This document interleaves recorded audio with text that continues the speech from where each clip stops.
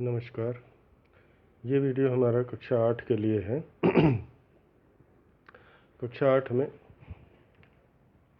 8 में हिंदी साहित्य कलिंग विजय। हम लोग कलिंग विजय के विषय में पढ़ रहे थे। कलिंग विजय में अभी हमने एक वीडियो बनाया है। पहले वाले वीडियो में हमने आपको कलिंग का महत्व, अशोक का इतिहास में स्थान और अशोक की विजय पराजय के बारे में बताया था। इस वीडियो में हम आपको कल जहाँ पे हमने छोड़ा था उसके आगे की स्टोरी बताएंगे। अभी तक आपने देखा कि कलिंग की विशेषताओं को बताया गया कि कलिंग गोदावरी और महानदी के बीच में स्थित और बंगाल की खाड़ी के पास स्थित एक राज्य था। मैंने आपको बताया था उड़ीसा राज्य को ही कलिंग कहते हैं।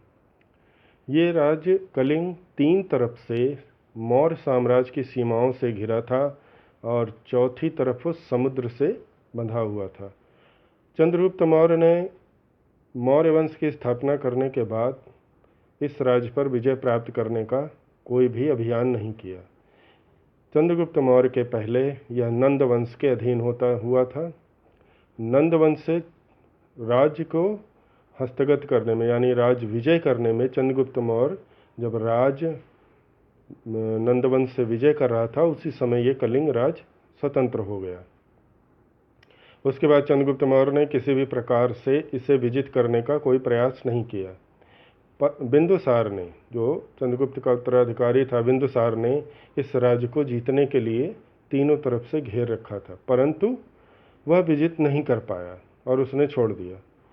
जब अशोक आया तो अशोक ने ये माना कि हमारे दोनों पूर्वज पहले इस राज्य को जीत नहीं सके और पहले ये मौर्य साम्राज्य के अंतर्गत ही आता था और अतः इसे मौर्य साम्राज्य के अंतर्गत ही होना चाहिए, परंतु दुर्भाग्य से ये विजित है। इस विषय को और इस बारे में सोच करके अशोक ने ये निश्चय किया कि हमें इस कलिंग को विजय करना ही पड़ेगा। कलिंग की विशेषता थी कि वहाँ भूरे हाथी पाए जाते थे। लोग ईमानदार और मेहनती थे, वीर थे, उपजाऊ जमीन थी, आर्थिक राजनीतिक सारी व्यवस्थाएं बड़ी सुदृढ़ थीं। किला इतना मजबूत था कि उसे फोड़ पाना या तोड़ पाना असंभव था। अशोक को चक्रवर्ती सम्राट बनने की धुन थी। उसने ये मान रखा था कि अगर कलिंग को हमने विजित नहीं किया तो फिर हम चक्रवर्ती सम्राट नहीं बन सकते। इसलिए अशोक ने कलिंग को विजय करने का निश्चय किया। अशोक कलिंग को विजय करने का निश्चय, उसका एक उद्देश्य ये भी था कि आर्थिक, सामाजिक, राजनीतिक मजबूती भी उसे प्राप्त होती। दूसरी सीमाओं से पर यदि शत्रु व्यवस्था हो तो वहाँ पर दिक्कत होती है, इसलिए अशोक ने ऐसी व्यवस्था रखी। तो चलिए हम लोग आगे इसके देखते हैं कि आगे की कहानी में क्या है। देखिए, इससे पहले तक हम लोगों ने देखा कि बिंदुसार इस राज्य को तीन ओर से घेर लिया था, परंतु इस पर विजय नहीं पा सका। बिंदुसार जो मौर्य साम्राज्य का दूसरा शासक था, चंद्रगुप्त का उत्तराधिकारी, उसने कलिंग राज्य को चारों तरफ से घेर लिया। पर चारों तरफ से घेर लिया मतलब तीन तरफ से घेर सकता था और चौथी तरफ समुद्र था, तो उसने उसको तीनों तरफ से घेर लिया, परंतु वह उस पर विजय प्राप्त नहीं कर सका। वह विजय इसलिए प्राप्त नहीं कर सका क्योंकि कलिंग राज्य अपने आप में एक अलग और महान राज्य था। कलिंग राज्य की सेना भी कोई कम न थी। कलिंग राज्य की जो सेना थी वो किसी भी प्रकार से कमज़ोर नहीं कही जा सकती थी। यूनानी राजदूत मेगास्थनीज लिखता है कि कलिंग राज्य की अंगरक्षक सेना में 60,000 पैदल और 10,000 घुड़सवार और 600 हाथी थे। कह रहे हैं यूनानी राजदूत का मतलब होता है एम्बेसडर। मेगास्थनीज एक प्रसिद्ध राजदूत था जो यूनान का था और उसने इंडिया के इतिहास, भारत के इतिहास के बारे में बहुत कुछ लिखा। यहाँ के धर्म, सामाजिकता, आर्थिक, राजनीतिक विभिन्न प्रकार की विशेषताओं को अपनी पुस्तक इंडिका में लिख करके इसने पूरी दुनिया को बताया। करें यूनानी राजदूत मेगास्थनीज ने लिखा है कि कलिंग राज के अंगरक्षक सेना में, अंगरक्षक मतलब बॉडीगार्ड, यहाँ पर अंगरक्षक से मतलब है कलिंग राज की सुरक्षा करने वाले। कह रहे कलिंग राज की अंगरक्षक सेना में 60,000 पैदल, कह रहे 60,000 पैदल थे। 60,000 सैनिक जो थे वो पैदल सैनिक थे और 10,000 घुड़सवार थे।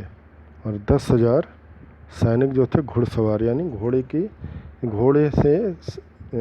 की सवारी करते हुए युद्ध करने वाले, और 600 हाथी थे। आपको पहले भी बताया गया है कि यहाँ पर भूरे रंग के हाथी पाए जाते थे। 600 हाथी थे। इससे आप समझ लीजिए कि उसकी सेना कितनी बड़ी होगी। ये सेना की एक बहुत बड़ी मात्रा होती थी। यहाँ मतलब ये सेना छोटी नहीं कही जा सकती थी। मेगास्थनीज लिखते हैं कि इतनी लंबी चौड़ी सेना को देख करके आप समझ सकते हैं कि इनके पास सेना का कितना बड़ा भंडार था, यानी कितनी बड़ी सेना का समूह था।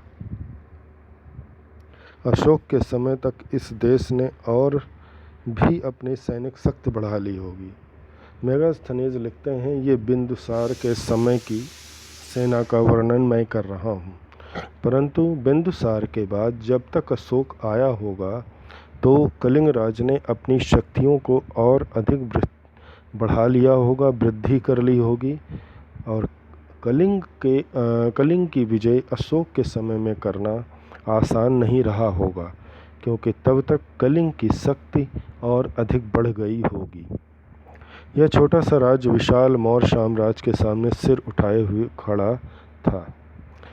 लेखक कह रहे हैं कि देखने में छोटा था, परंतु मौर्य साम्राज्य के खिलाफ, यानी मौर्य साम्राज्य के सामने यह अपना सर गर्व से उठाकर खड़ा था। यानी एक तरफ मौर्य साम्राज्य था और तीनों तरफ उससे घिरा हुआ छोटा सा कलिंग साम्राज्य था, परंतु फिर भी वह पूर्णतया स्वतंत्र और समृद्ध था। इसका स्वतंत्र रहना अशोक को खटकने लगा। कलिंग राज्य का अपने मौर्य साम्राज्य से अलग रहना, ये बात अशोक को पसंद नहीं थी। अब उसके मन में ये विचार उठने लगा कि अगर कलिंग स्वतंत्र ही रहा तो मेरे चक्रवर्ती सम्राट बनने का उद्देश्य पूर्ण नहीं होगा। उसने सोचा कि यदि इस राज्य को अधीन न किया गया तो यहाँ के लोग कहीं विदेशी राजाओं के साथ मिलकर मौर्य साम्राज्य के लिए खतरा न बन जाएं। उसके मन में विचार आया कि अगर मैंने इसको छोड़ दिया, यानी इसके साथ युद्ध नहीं किया या इसको ऐसे ही रहने दिया, तो हो सकता है कलिंग साम्राज्य अपनी शक्तियों को बढ़ाने के लिए विदेशी ताकतों से मिल करके मौर्य साम्राज्य का पतन कर दे या उसे नष्ट कर दे। पहले समय में क्या होता था, लोग अपनी साम्राज्य की वृद्धि करने के लिए विभिन्न प्रकार की विदेशी शक्तियों को भी आमंत्रित करते थे और उनके साथ मिलकर के साम्राज्य बनाया करते थे। अशोक के मन में भी ये विचार आया और ये उसे महसूस हुआ कि यह मौर्य साम्राज्य के लिए खतरे की बात है, इसलिए इस खतरे को बड़े से बड़ा मूल्य देकर भी मिटाना होगा। उसके मन में विचार आया कि चाहे जो भी हो जाए, कुछ भी हो जाए, परंतु मुझे इस साम्राज्य को समाप्त करना ही होगा। अगर इस साम्राज्य को मैं समाप्त नहीं कर सका तो चक्रवर्ती सम्राट भी नहीं बन सकता हूँ मैं, और मौर्य साम्राज्य पर हमेशा खतरे के बादल मंडराते रहेंगे। राजगद्दी पर बैठने के 8 वर्ष बाद सम्राट अशोक ने अपनी महान सेना को आज्ञा दी। लेखक कह रहे हैं कि राजगद्दी पर बैठने के 8 वर्ष बाद, 8 वर्षों के साम्राज्य यानी मौर्य वंश की शासन पर बैठने के 8 वर्ष तक अशोक ने कुछ नहीं किया और 8 वर्षों के बाद वह मौर्य साम्राज्य की सेना को लेकर के कलिंग को चारों तरफ से घेर लिया। 3 ओर से इसका राज्य था ही, चौथी ओर उसके समुद्र बेड़े को इस छोटे से राज को घेर कर पूरा कर लिया। तीन तरफ से मौर्य साम्राज्य की सेनाएं थीं ही। चौथी तरफ समुद्र था।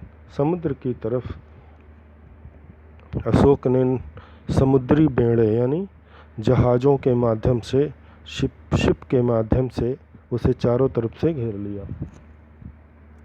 अब सम्राट अशोक ने अपना दूत कलिंग राज के पास भेजा और कहा, अब भी चाहो तो युद्ध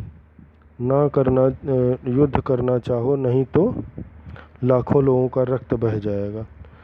अब सम्राट अशोक ने अपना दूत कलिंग साम्राज्य के पास भेजा और उससे कहा, अब चाहो तो युद्ध करो या तुम आत्मसमर्पण कर दो। अगर तुम युद्ध करते हो तो लाखों लोगों का रक्त बह जाएगा।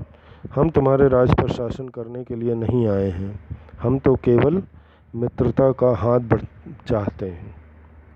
अशोक ने कलिंग साम्राज्य को समझाया कि हम तुम्हारे राज्य पर शासन नहीं करेंगे, बल्कि हम तुम्हारी तरफ मित्रता का हाथ बढ़ाने आए हैं, अर्थात तुम मेरी अधीनता स्वीकार कर लो और मैं तुम्हें तुम्हारे राज्य पर शासन करने दूंगा।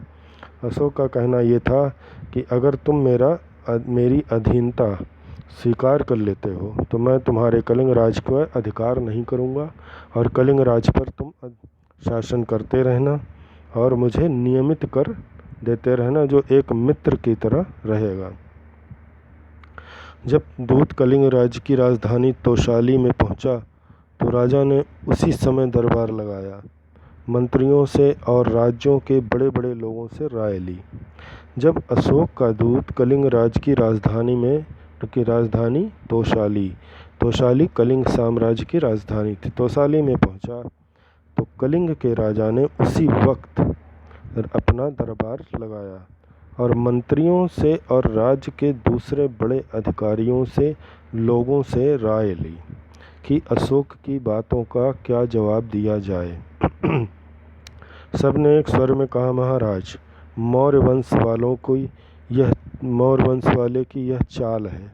इतना बड़ा मौर्य साम्राज्य और इससे मित्रता गांठना चाहता है और हमसे मित्रता गांठना चाहता है। सबने एक स्वर में कहा, मतलब सभी मंत्री जो थे वो एक ही बात पर सहमत थे और उन्होंने क्या कहा, मौर्य वंश एक बहुत बड़ा साम्राज्य है और मौर्य वंश का शासक भला हमसे मित्रता क्यों गांठना चाहता है, सो भी इतनी बड़ी सेना लेकर।